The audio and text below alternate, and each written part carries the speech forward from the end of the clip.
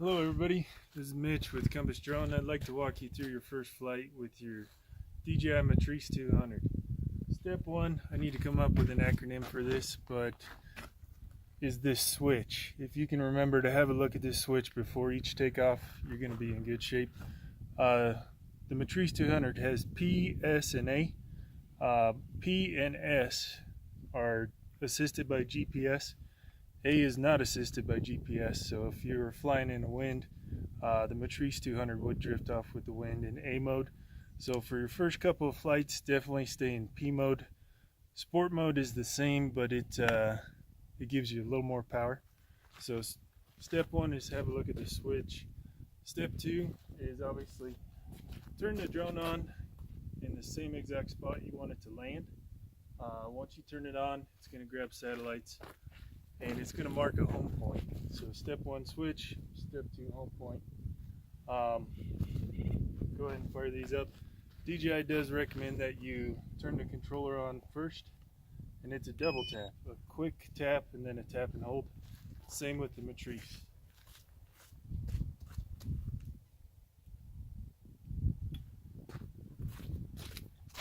Step three is to look up. I flew the same quarry for like 5 years in a row, and after 5 years I almost hit a power line. So definitely look up, look for trees, obstructions.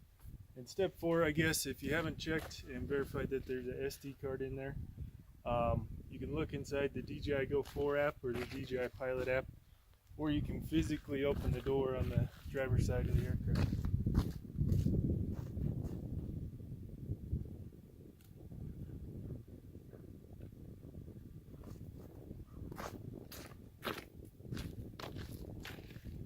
Good. I'm going to unlock my iPad. I'm going to do this first flight with DJI Go 4.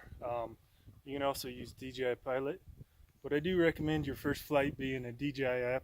If there's a problem, it's going to prompt you with errors inside the app, and some of your third-party apps like Drone Deploy and Compass Drone Cirrus app, they may not always prompt that error right away. So I'm going to say go fly.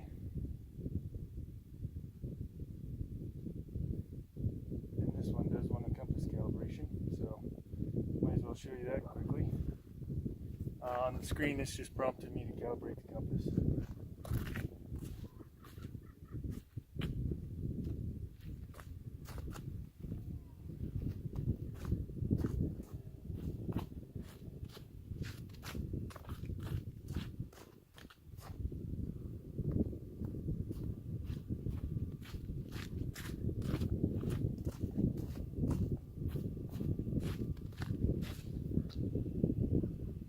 Good, I'm getting a green blinking light here.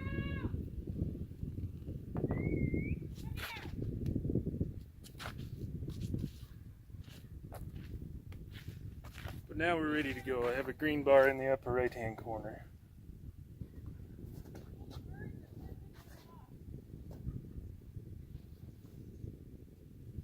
So to fire up the aircraft, you're going to hold both sticks down and in. And you want to kind of watch the aircraft for any kind of wobble or vibration. You can move the sticks around, but now that the motors are kicked on, if you hold the left stick up, it's going to fly up.